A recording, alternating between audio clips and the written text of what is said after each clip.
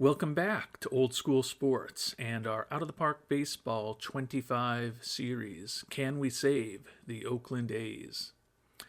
And just want to start off this episode by first of all thanking everyone who's watching. There's been a great response to the first few episodes of this series, and I do sincerely appreciate all of you who are watching these episodes and taking the time to comment and joining us on what hopefully will be an interesting and eventually rewarding adventure here with the Oakland A's.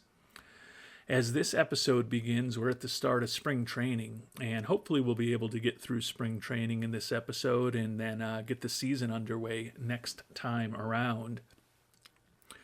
Before I let you know what I've been thinking about over the last few days of game time since the previous episode, I just want to thank all of you who have shared thoughts on what we should do with Mason Miller. Definitely get the point of those of you who think we should just strike while the iron is hot and get as much as we can for him now.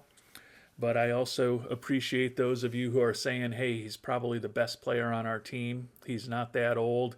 He could end up being a starter or at worst a stopper / closer. Maybe he's a guy for us to build around.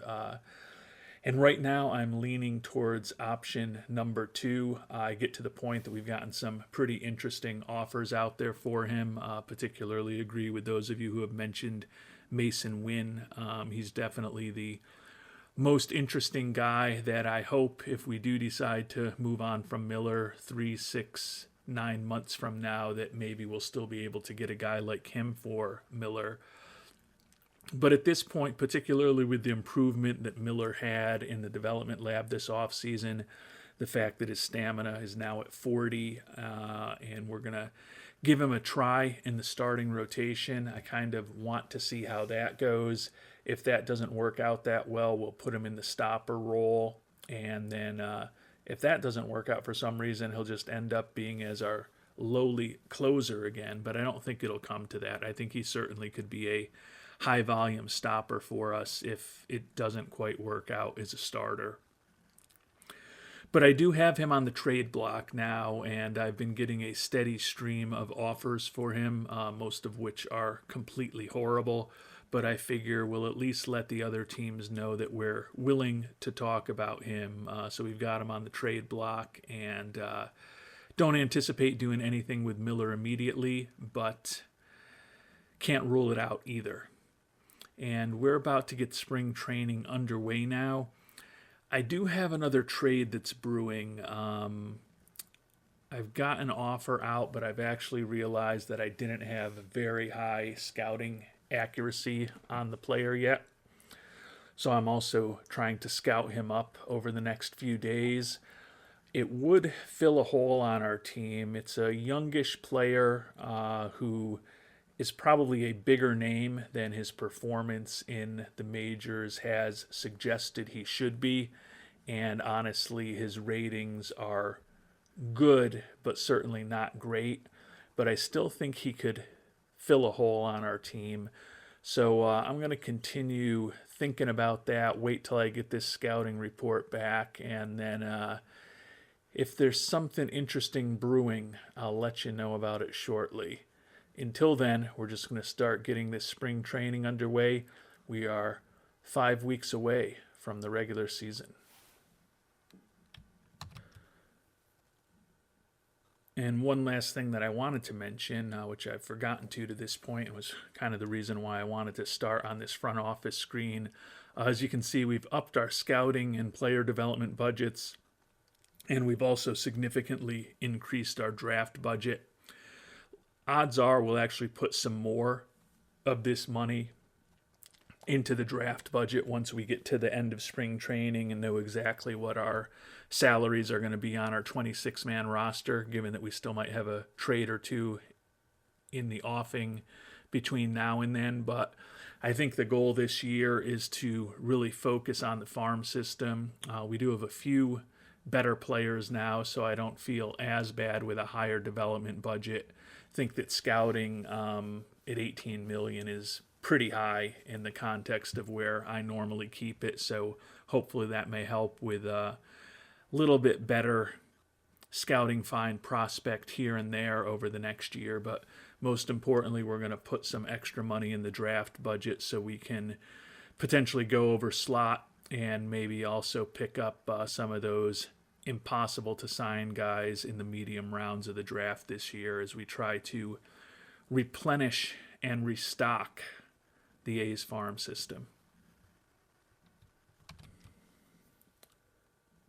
And I guess with all the talk that I've been doing about Mason Miller, I kind of buried the lead when I didn't talk about Game 1 of the spring training season, but it was a 9-1 loss to the White Sox. And as you can see here, Miller, in his first try out of the rotation in the preseason, admittedly, did not go really well. Inning and 2/3, 3 hits, 3 walks, 4 strikeouts, 5 earned runs.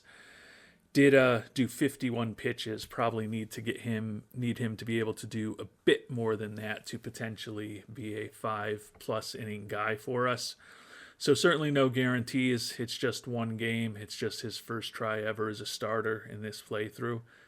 I'm assuming he is started many times over his previous baseball career, but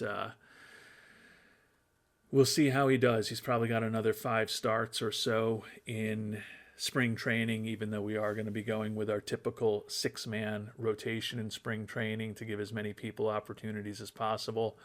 And we'll see how he does going forward. It's hard to imagine he's going to have many games worse than this debut. All right, I've got the scouting report back on the player I teased a little while ago. And unfortunately, the report's not as good as the one before we had very high accuracy. The player, as I said, is a pretty prominent name in O'Neill Cruz. But we look at his profile, and he's going to be a guy who struggles to be a competent major league hitter. And I think that's, unfortunately, haven't really seen that over the course of his career where he has put up a 108 WRC plus. But I think that's, probably the best case scenario we're going to get from this batting profile. Before we got to very high scouting accuracy, it did show that he might have 60 power, which made him marginally more intriguing. But what I like about him is that I think he's miscast as a shortstop with the Pirates. I think he'd be a pretty good defensive third baseman, so I would look to turn him into a third baseman for us. I like the fact that he's another guy with some speed, and I know some of you are going to say, why are you looking at another left-handed hitter? Because we have been a bit obsessed with bringing on left-handed hitters and pitchers over the last few months. But he's a guy who could play against righties or lefties, but we are going to, for this upcoming season, have Dylan Moore, who I think we would likely play at third base against left-handed pitching. So he'd really only be a platoon guy for us. But it would give us another position where I think we could get some solid production with a platoon. We're going to have some difficult decisions to get this roster down to 26. And there's a part of me in the back of my head that's already thinking, do I try to only go with 12 pitchers and keep 14 position players this year? Because we're going to try to be so platoon heavy to make up for the fact that we don't have any real superstar or even star offensive players. But can we try to build some competent offensive players by using the platoon splits in our favor? And I think for this year, Cruz at third base could help us do that. He's not really a long-term solution for us because he's in his final year making the major league minimum, set to make about $4 million next year. I think we could bring him back at that price, but if a few years from now he's making 10, 12, 15 million a year, I don't think he works for us. So he's not a long-term solution, but he does improve our third base position this year. He might have a little bit of trade value if we had to deal out from him. And we'd be getting, if this deal goes through, and there's no guarantees that Ben Cherington will do it, Also, a little bit of international bonus pool room. There's still 30 players out there. I don't know that 44,000 is really even enough to sign anybody, but I'm willing to explore that. We have to give up 5 players to pick him up. Familiar name in Tim Anderson, who we have in camp. We signed him as a minor league free agent, but we've got so many veterans in camp that he's unlikely to make our roster. Brian Buelvis and Henry Bolt are interesting-ish prospects in left field, but the guy that I really don't love to give up is Denzel Clark, 24-year-old, soon-to-be 25-year-old outfielder. Similar to O'Neill Cruz, he's got pretty good speed. He's potentially a pretty solid defensive outfielder. I just don't know that he's going to make enough contact to be a guy that I want in my lineup. You can see his contact, in theory, is fully developed and below average, and he's also going to strike out a lot. And we saw that last year in AAA Vegas, where he hit a .196 and struck out 182 times. Now, he did hit 31 homers. There's some interesting things about his game, but I think Clark is going to struggle to make our roster.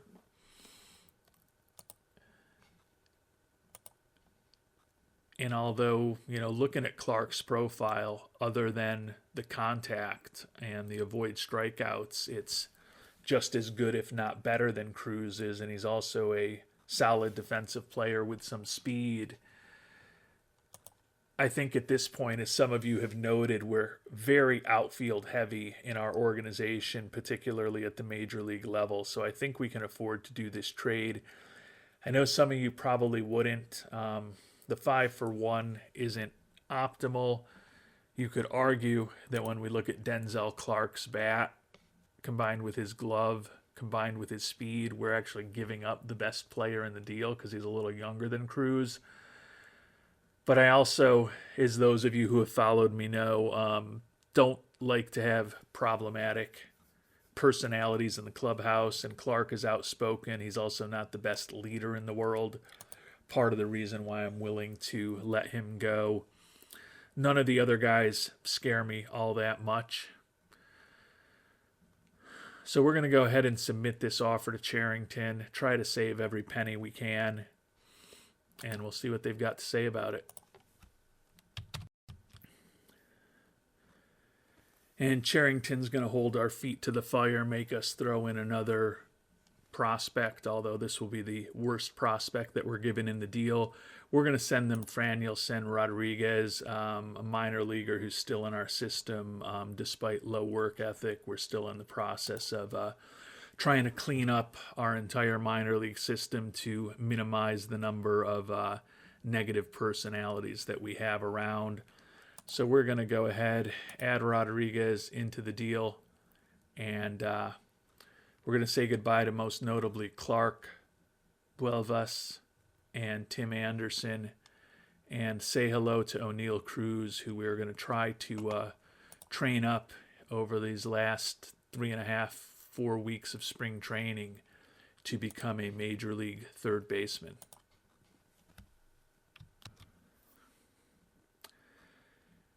And I've got a little quiz for you here as we sit here on Friday, March 14th, 2025, about halfway through spring training. For those of you who have been following along with us, and again, I do appreciate all of the interaction, what's the one thing that could not happen to this team in spring training? What's the worst thing that could happen to this A's team in spring training? I'll give you a few moments to think about your answer to that question. I'll spare you me trying to sing or hum or whistle the Jeopardy tune. But if you don't have an answer yet, might be time to pause the video. For those of you who do have an answer, think of what that answer is in your head. And I'm guessing a lot of you are thinking the one thing we don't want to do is lose Mason Miller for the season. Unfortunately, all of the great discussions and debates we've had over these last few episodes about should Miller be a closer or a stopper or a starter, should we keep Miller and build around him, should we trade Miller away for help now, should we trade Miller away for prospects, lots of interesting and good discussions, and we were feeling really good about Mason Miller after he had that outstanding success in the player development lab, which not only increased his stamina, but also allegedly lowered his injury risk. Well, unfortunately, it didn't lower it quite enough. Ruptured UCL. Miller is going to be out for an entire year, so hopefully we'll have him back towards the end of spring training next year. Only, unfortunately, got 3 games out of him in spring training. We already talked about that rough debut. He then came back and had a really nice game, 3 innings pitched, 2 hits, no walks, 6 strikeouts, also hit 51 pitches. But then his last outing a couple of days ago, 2 hits, a walk, and a earned run over 2/3 of an inning, and he ruptured that UCL after 21 pitches, and his season is over. And as we close in on the end of spring training, just a week left, 7-13-2 record for the A's. Not that the record in spring training is necessarily incredibly important. Our big new addition from the offseason, Anthony Santander, is having a monster spring with 7 homers and a 1.259 OPS. Hopefully he'll bring some of that north to Oakland with him when the season gets underway. But the additions of Santander and even the recent trade for O'Neill Cruz feeling a little bit hollow right now. We certainly weren't all in on this season with a payroll of only $48 million. But I did feel that we had hopefully improved this roster, and we're really looking forward to seeing what Miller could deliver for us potentially as a member of our rotation, where we might get 150 or 160 innings out of him this year. And unfortunately, we know the exact number of innings we're going to get out of him this season, and it's going to be 0. So we've got about a week left in spring training. Hopefully the rest of the team can remain healthy, and then it'll be time to make some of these difficult roster decisions before we get the 2025 season underway in Oakland. And as we get ready to make some decisions, we had 27 pitchers in camp as we're just trying to throw anything up against the wall and see what happens. Rough spring for Clark Schmidt and Mitch Spence, among others. J.P. Sears and Kyle Muller were really good. Matthew Boyd and Colby Allard, potential new additions, not really great. Could say the same thing about our potential new closer, Jason Adam. He did not do great, only pitched 6 2/3 innings, though, with everyone that we had in camp, and the fact that we weren't winning a ton of games. So we're going to have some interesting decisions to make, but we're certainly not going to be making them from a position of strength with Mason Miller gone for the year. And we've cut our spring training roster down to the 26 players we're going to bring north with us. Before we get into those players, kind of will highlight the final cuts that were most difficult. Lawrence Butler, the young outfielder, was right on the bubble. The last cut that we made, thought he would be potentially a guy who might even be able to start in center field over Ruiz against right-handed pitching, but we decided to go with Ruiz and his speed, and we also decided to ultimately go with 13 pitchers. So that resulted in Butler getting sent to the minors for the time being. We're still trying to make him as versatile as possible defensively, but there's really not much left for him to prove in the minors as an almost 25-year-old. Jake Bowers, who we had signed to that minor league contract with major league options, will have the ability to opt out in 30 days. He ended up being caught in a numbers game. Nick Allen, last year's starting shortstop, who put up just a 64 WRC plus, does not make the opening day roster. And then the last, this one might be a little bit less of a surprise, but Tyler Soderstrom, one of the top prospects in our organization, had a really nice year in Double-A last year, did fine in Triple-A. Another guy that we're still kind of trying to work into as many positions as possible. Think similar to Mr. Butler. He's another left-handed bat that could ultimately help us, but we were kind of left-handed bat heavy, so those were the final cuts with some difficult decisions. Taking a look at the 13 pitchers that we're going to bring north with us, the rotation will be Schmidt, Sears, Boyd, Spence, and Muller. So Boyd, who we signed this past offseason, the only new addition to the rotation. New additions, Jason Adam and Michael Tonkin, are going to be in a closer and a setup role for us. Scott Efros back in a setup role after he joined us right before the trade deadline last year. New addition in middle relief, Chase Lee.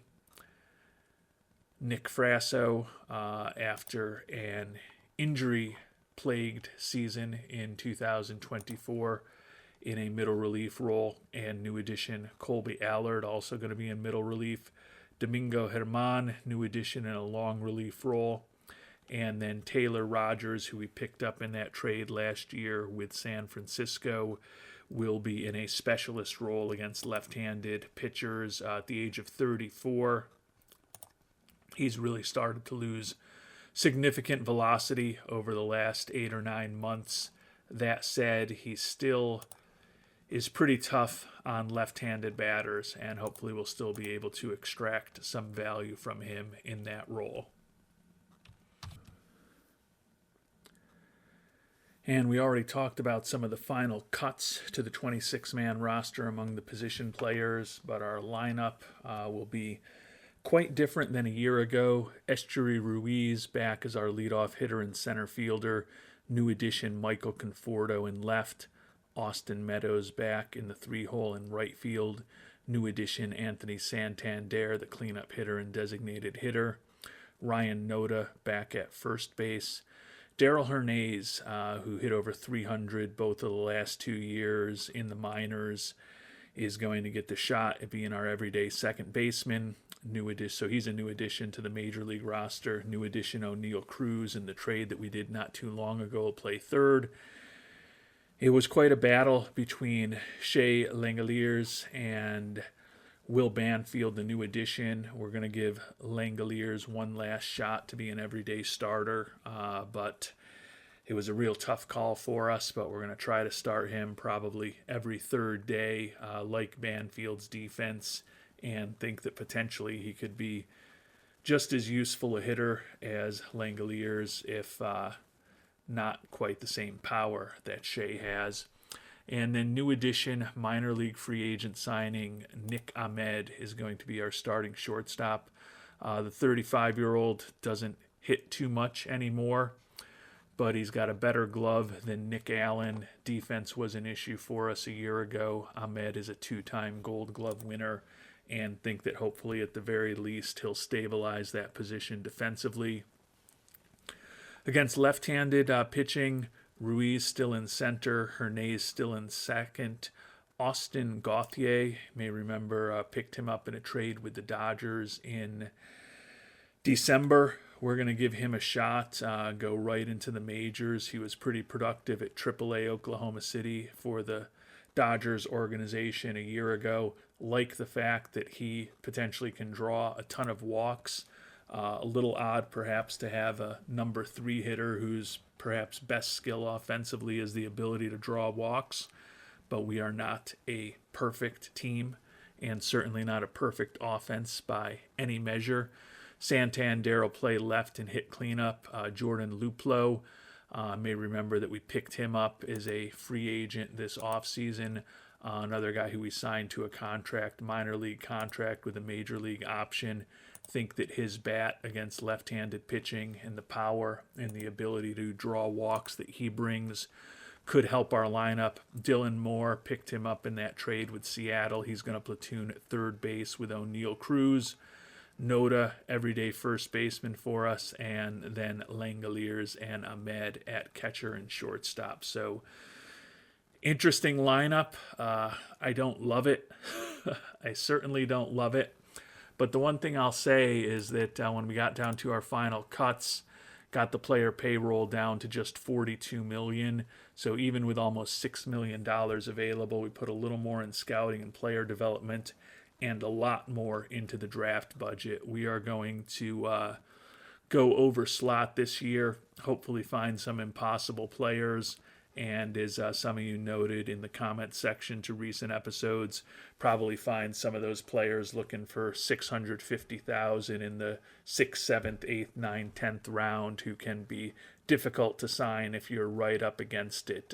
Don't think that the draft budget or the scouting budget will typically be as large as we're going to have them this year, but we're going to try to take advantage of the fact that we're still not investing a ton in player payroll to hopefully continue to kick charge our farm system and some player development around the Oakland organization here in 2025.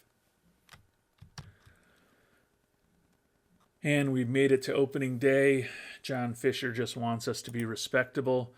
Hopeful maybe we'll be able to accomplish that goal. Take a quick look at our farm system, and we're 24th overall. Only Duncan Marston, last year's first-round draft choice, is among the top 100 prospects.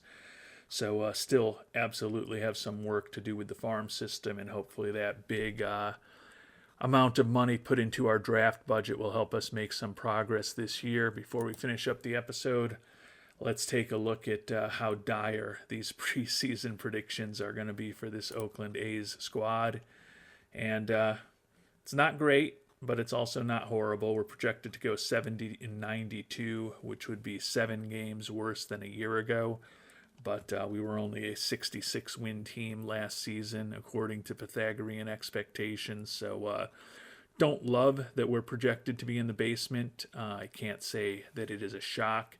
At 70-92, we'd be tied with the Tigers and the Blue Jays as the worst team in the American League. You can see our team ERA is projected to be 4.43, which is on the higher side in the American League, but not horrible. But the runs scored of 661 is once again expected to be the worst offense in the AL this year, and that's something that we really hoped we would improve. But you can see with expectations for a 229 batting average, we've got some work to do.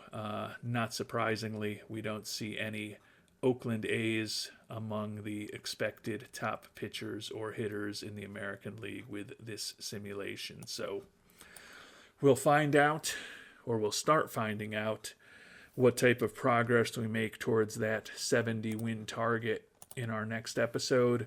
Owner goals are to not suck completely, improve our on-base percentage, and find a top 20 prospect. And only the not sucking and finding a top 20 prospect are big priorities for this year.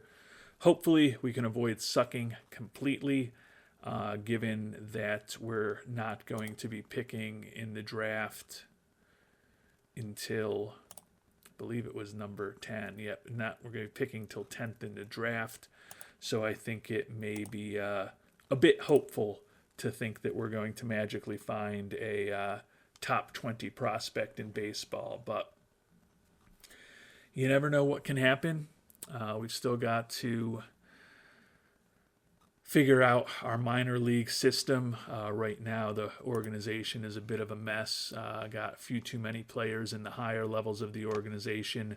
few too many players in the lower level of the organization, and probably not enough guys in A-ball. So we're going to be making some tough decisions, shifting some players around, and working on that between now and the next episode. But the big work of this past off season is done. We'll see how these A's can perform on the field this year. And I didn't mention this. In addition to Miller with the ruptured UCL, which obviously we've touched upon, Oswaldo Cabrera has a sprained knee, which is going to keep him not out, but it's going to have a moderate impact on his running for 2 weeks. So because of that, we're going to keep him out. He will likely be in the mix to get back onto the major league roster when he's ready to go, which will likely necessitate another interesting decision for us unless we have some other injuries between now and then, which we're certainly not hoping for. Until our next episode, thanks so much for watching, and hope you have a great day.